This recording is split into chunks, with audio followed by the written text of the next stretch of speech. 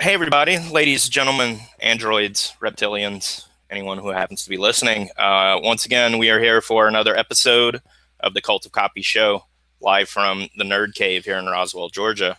For those of you who are new to the show, the Cult of Copy is a large organization of weirdos of various stripes. And we meet on Facebook to discuss various modes, methods, and techniques of persuasion and influence and manipulation and deception and getting people to do what you want. Most of us are marketers, a lot of business owners, that kind of thing. You're more than welcome to join our discussion group. You can come to our website at cultofcopy.com if you want to learn more. We post fun things there as well. And up in the top right-hand corner of that menu on the site, there's a little link that says group, and that'll take you to Facebook to join the other almost 15,000 of us there. But enough about that. I'm your host, Colin, as you can see if you're watching on video, and you can see my little spiel underneath. Today's episode, we're going to talk about yet another cognitive bias. Like we began the series last week, we started with what was that? Confirmation bias is what we did last week. So if you're interested in that, you can check that episode out. But today we're going to talk about anchoring and its close cousin, priming. And in fact, I tried to do some research to see if these things are in fact the same thing, because based on what I'm reading, they seem to be, but I could not find a connection. They're sort of talked about as two different things, but they're very similar for our purposes. So for those who are not familiar, cognitive biases are basically, you can think of them as flaws in the software of your brain. And everybody has them. They're sort of predictable. People have demonstrated them through experiments. Most of the time, they demonstrate flaws in the way we think and make decisions. But I like to use them to help persuade people, because if people are going to behave predictably in a way that you can depend on based on certain information, you can use that. So anchoring is what we're going to talk about today. Anchoring and priming. So forgive me, experts, if I get this slightly wrong, but I am trying to understand the difference between the two. Anchoring has to do with when you get a piece of information, it influences the way you process subsequent information, and it affects the way you make a decision. Priming is really, really similar, but I think the distinction is priming sets you up to tap into your own memories and feelings in a way that will affect subsequent information and the way you will make a decision. So they're sort of the same idea, basically, in simple terms. If I show you one thing before I show you another thing, that first thing is going to affect the way you interpret the second thing. And it's going to manipulate the way you make a decision about it. So the simplest way that you see this all the time in marketing has to do with, say, pricing, right? So if I have a price for a product, say it's like in the $50 range, without really doing much research or knowing anything about the market, what competing products seem like, what that price is compared to, your prospect is going to tend to think it's expensive, because if it's not compared to anything, they're comparing $50 to $0. But if you show them that it used to be $70 and now it's on sale for $50, then all of a sudden 50 is compared to 70 and it's less. It seems cheaper, and it's not being compared to zero. So now the decision is changed from, am I spending $50 out of pocket for this thing I maybe don't really need, to, can I pass up $20 of savings to get this thing I maybe need later on? That's just one way anchoring can work. You don't have to do it as a discount. We'll talk about some more ways to do it a little later. Now, priming is really fascinating. And I've been recently reading about it. I'll show you a couple of books here in a minute. Priming is more when someone's in a context where they're getting information and there's not enough information there, they will tend to fall back on their own experience. But if they don't have a lot of experience in whatever it is you're talking about, you can prime them with something and they'll use that instead to go searching in their brain for connections and associations.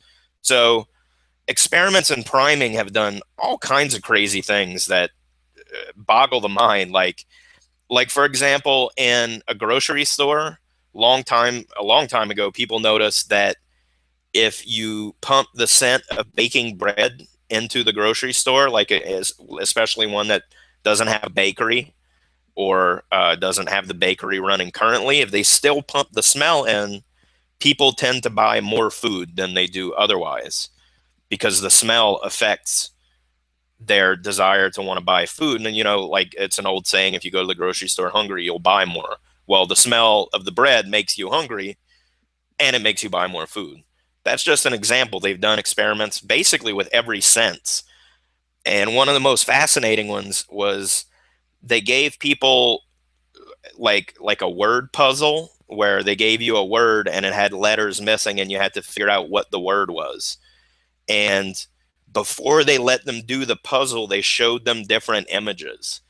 Some people got neutral images that had nothing to do with anything and were completely unrelated. And some people got images that all had to do with business or competition, things like that. And the people who got the competitive images frequently picked the more aggressive option for filling in the blank to pick the word. Not only that, they did another game where it had to do with taking an amount of money and dividing it up among the people participating in the experiments. And people who were shown competitive imagery tended to try and play the game to get more money for themselves and less for everyone else. Whereas when they were shown neutral images, they tended to just go ahead and divide it up equally. So I thought that was super interesting because you see that a lot in marketing where especially lifestyle brands will show you all of these glorious vistas of mansions and nice cars and beautiful people of various sexes and make it seem like enjoying this product puts you in that lifestyle. But I think part of the appeal of that is this priming effect where you're seeing that fancy lifestyle and it's either your imagination or any memories of contact that you've had with it prime you when you go to experience that actual product or go to buy it and see it in a context where you can pick it up. So all of that I thought was really cool. Here's some of the things that I've been reading to sort of put me on this path. If you are interested in learning about, in particular, all the different kinds of experiments that have been done to sort of fortify and explore these different phenomenon. First, this one's a classic for marketers. I'm sorry I took the dust jacket off of it so you can't read it. Let's see. There you go. That's Predictably Irrational by Dan Ariely, or Ariely. I don't know how he pronounces it. I've heard it both ways. This book is about the psychology of sort of predictably bad decision making. So it's really pertinent to this series. I recommend you read it if you like this subject. But he talks about decoy pricing and using anchoring on people to manipulate their sense of numbers. So as one experiment, he had different products where he had an audience write down their social security number and spend a moment thinking of the last two digits, just sort of reflecting on it. And then he showed them various commercial goods. I think wine was one of them because wine's one of those things where the dollar amount varies wildly. And he asked them if they thought the price for that item was fair, if I remember correctly. And it turns out people had higher numbers in their social security digits thought the price seemed more reasonable than people who had low numbers that were much, much lower than the price he was giving for the wine. So in other words, completely devoid of any selling context, people were still influenced by thinking of those numbers just before they considered a price on some item. Another experiment I thought was interesting was if you give people a series of numbers to add together or multiply, but the trick is you don't give them enough time to actually do it, so you just ask them for their estimate of what the total will be. If the sequence of numbers you give them starts with lower numbers, they will estimate very low.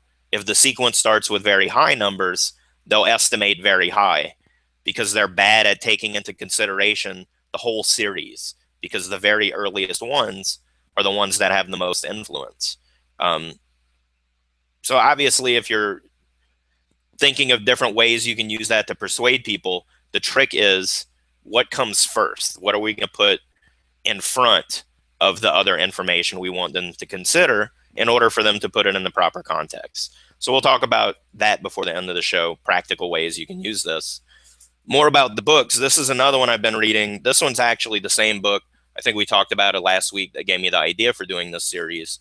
It's called You Are Not So Smart by David McRaney, who has a blog of the same title. The book's essentially a collection of his articles from the blog. And he talks a lot about priming in one of the chapters here. And that's the chapter that has this stuff about how baked bread makes people buy more. And let's see. Yeah, that ultimatum game I talked about. And the group who connected the neutral photos to their descriptions before the ultimatum game, 91% chose to split the money evenly. But in the group who connected the business photos, only 33% offered to split the money evenly. The rest tried to keep a little more for themselves. So that's how much priming can affect you, even when you don't realize it. Because who would think? Like if I told you that showing you pictures of competitive business imagery would make you more competitive, you probably wouldn't believe it would have that kind of effect, but it obviously has a very large effect. But one last book I'll mention, this book, the You Are Not So Smart, in that chapter mentioned this book, which I have and started to read but haven't finished yet, which is How We Decide by Jonah Lehrer. And this is about decision making. So that's another good one to put on your list if you're into reading books about this stuff, if you want to explore these more fully. Now, let's see.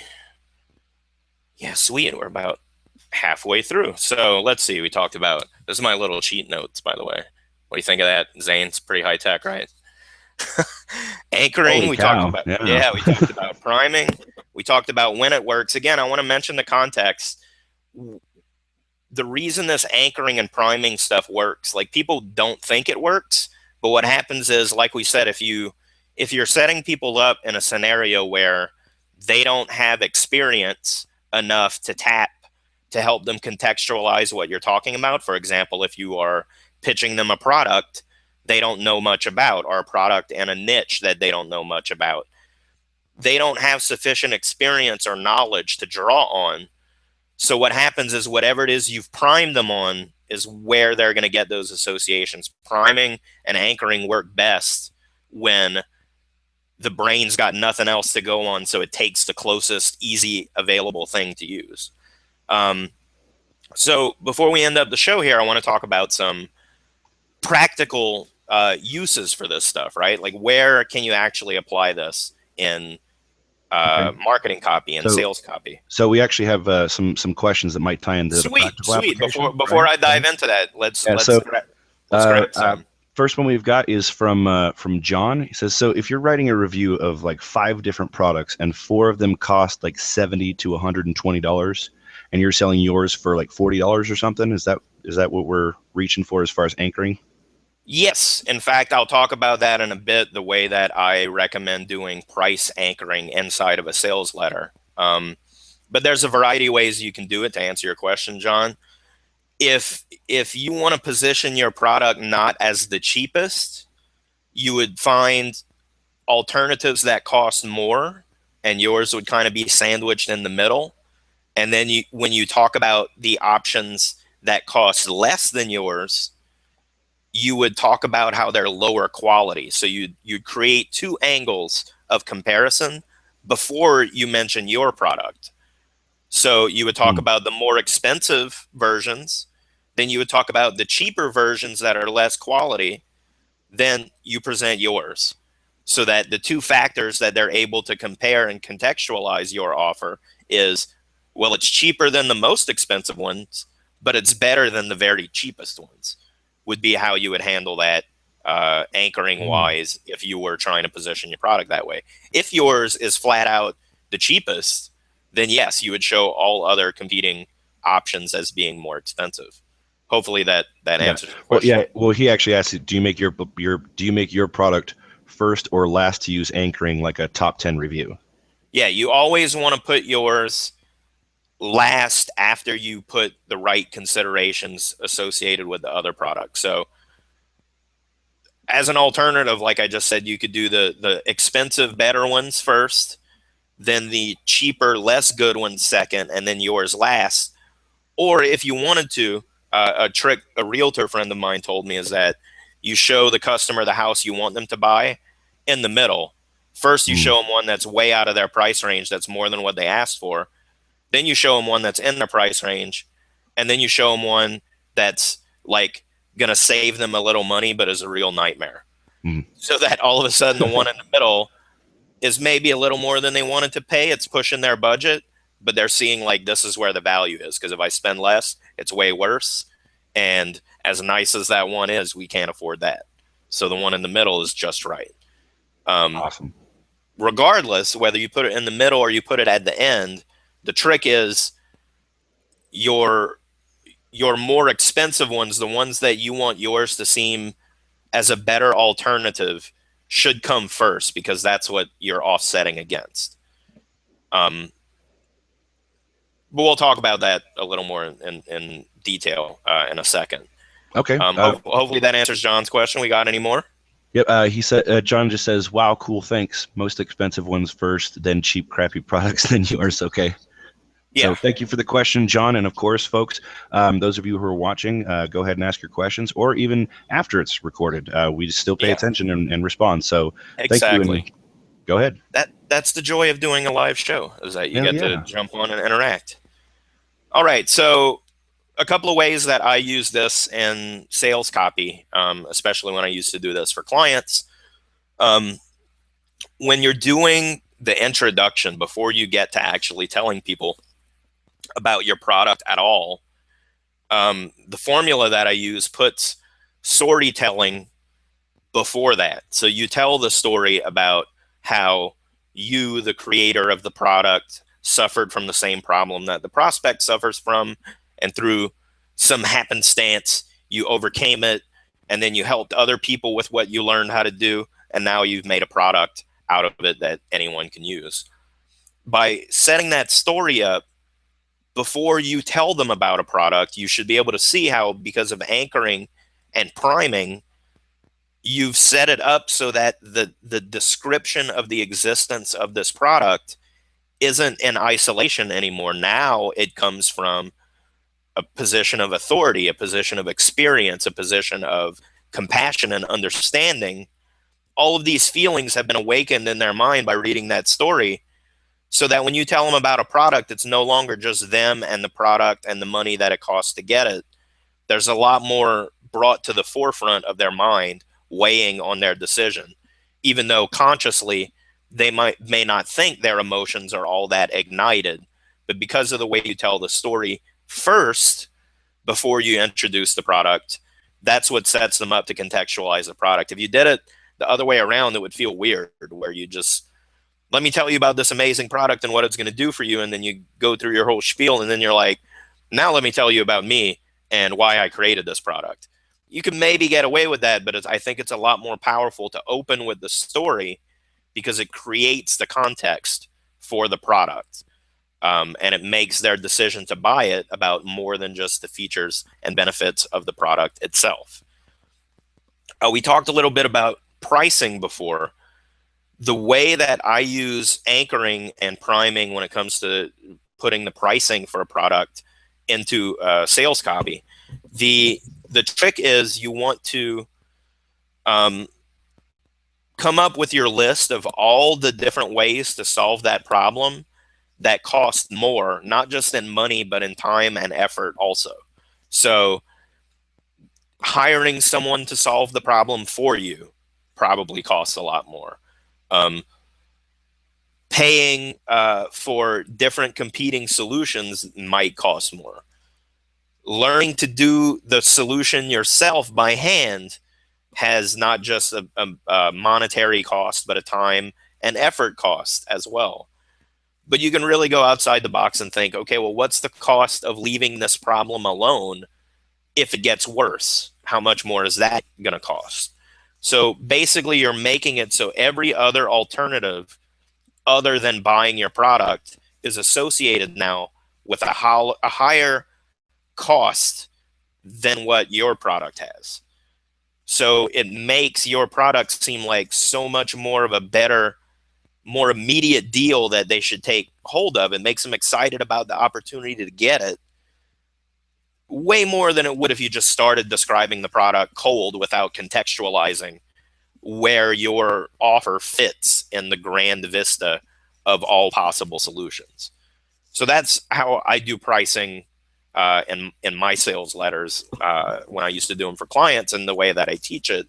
You can almost think of it as like a pyramid. So like I would start with the absolute most expensive and then work my way backwards.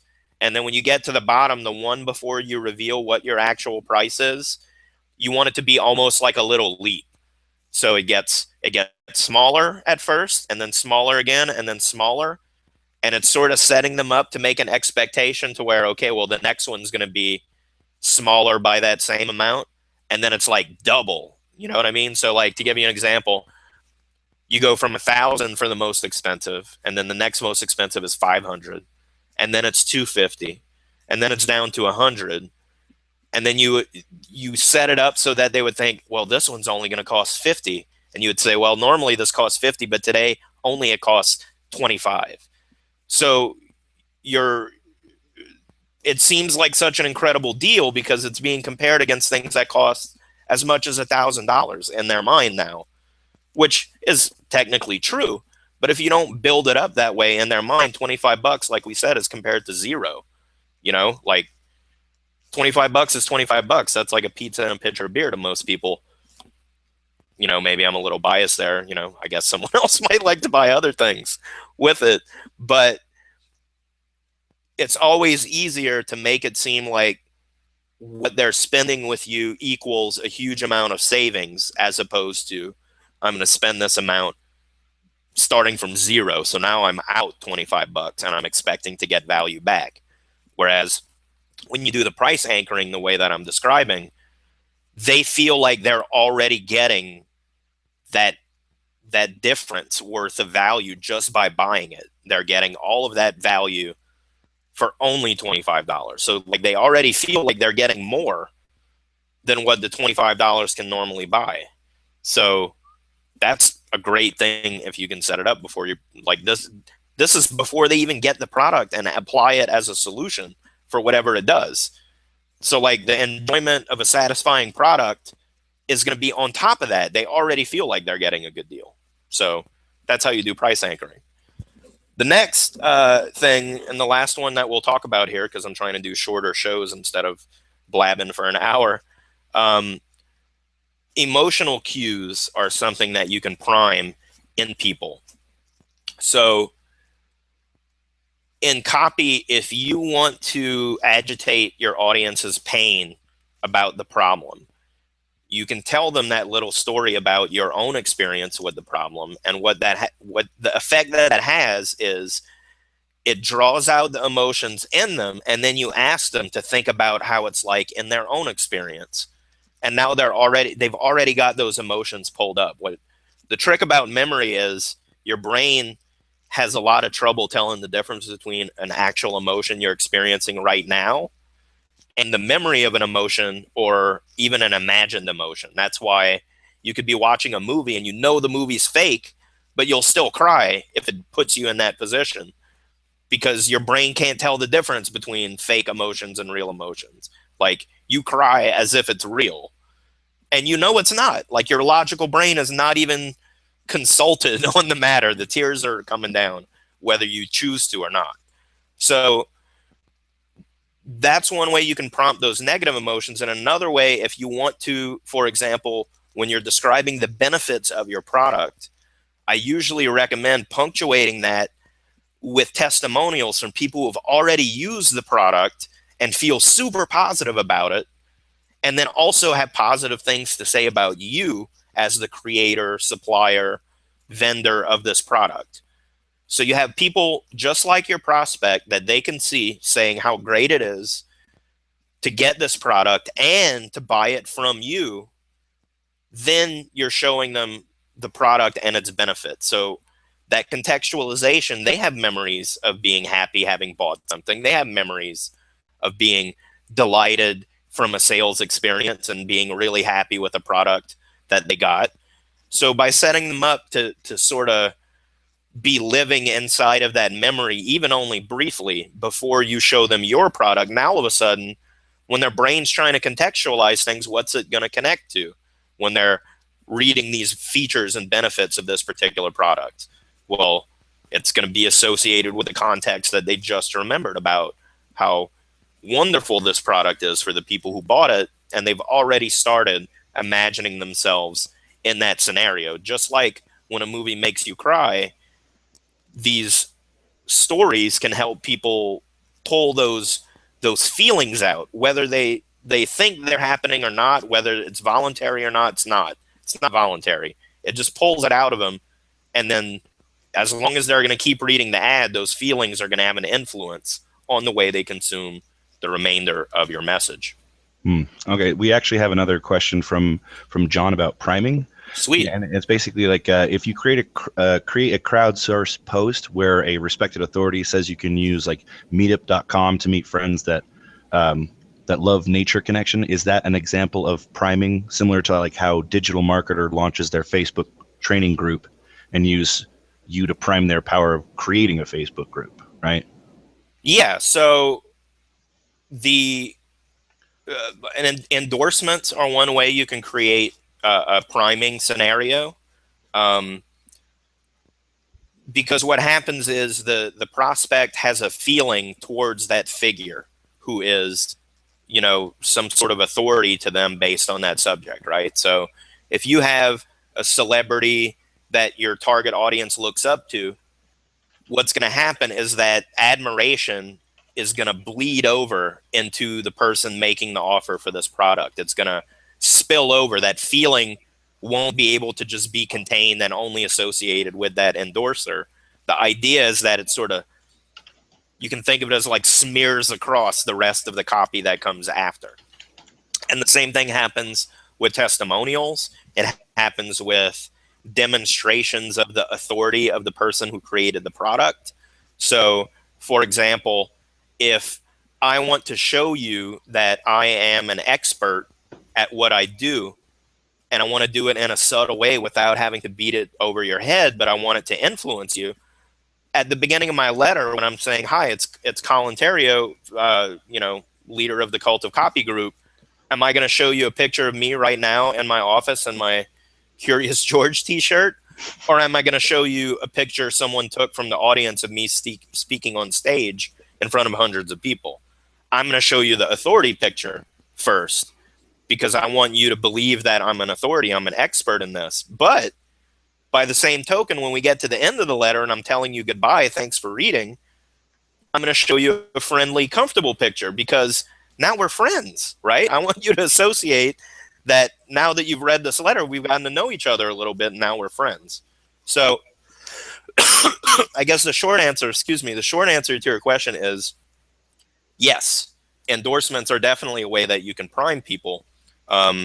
Another way that I've seen recently working with a client of mine is in fitness. If you are running ads for a gym and you want to target, like moms in your area who want to get fit, don't use models and images that are like super fit Olympian level bodies working out. Get pictures from your actual gym of the actual kind of people that go there that you help, and that's going to prime them with memories of looking at themselves, and it's going to connect them with more realistic expectations of what's going on, and that works well like in a local setting, right? So it's one of these things where reading more about these cognitive biases, being that I work with them like every day basically, it's amazing how much they all bleed together. Like I said at the beginning of the episode, it's really hard for me to understand the difference between anchoring and priming, because they both seem to be the same thing, even though psychology doesn't seem to think that they are. They don't talk about them the same way. They seem to discuss them as two distinct things. I actually see them as being very interrelated, very intertwined. And you'll find that a lot if you want to dig deeper into these and study cognitive biases and logical fallacies. It's basically just different ways of describing the same mechanisms and the way those mechanisms behave in different contexts. Um, at least that's what it's been like for me reading about these things. Hopefully that again answers your question, John. Thanks for asking. Um, we got any other questions on deck there, Zane? Not yet. John just popped up again and said, "Thanks, Colin. Great show." Super. Well, we are right about the end. Let me check my little timer here. Yeah, you're pretty much Yeah. We on the got dot like there. 2 minutes left. Sweet. So we're just gonna wrap it up. I'm loving these shorter shows. I hope you do too. It's a lot less of a commitment for everyone involved, and I think it'll be better for people who will be listening to this in the future in podcast form. So for everybody, we're gonna do the little end of the show spiel. I've been your host, the Reverend Dr. Sir Colin D. Terrio, Pontifex Maximus of the Cult of Copy. If you want to learn more about the Cult of Copy and you like the stuff we talked about, you can visit cultofcopy.com, which is our website. The Facebook group is linked to there in the top menu. Our YouTube channel is youtube.com/cultofcopy. You can join us here Fridays at 2 p.m. Eastern to record new live episodes of this show. Or this is episode 27. You can go back through and listen to the 26 previous episodes and stick around for future ones and listen to them as we record them. That is about it for this week. That's it, guys. We'll see you next week. Thanks for coming, especially thanks for John asking those questions. We appreciate the interaction. It makes the show better. And thanks again to our director, Zane, for keeping everything flowing smoothly. And that's it for this week. We'll see you next time, cultists and future cultists. Bye-bye for now.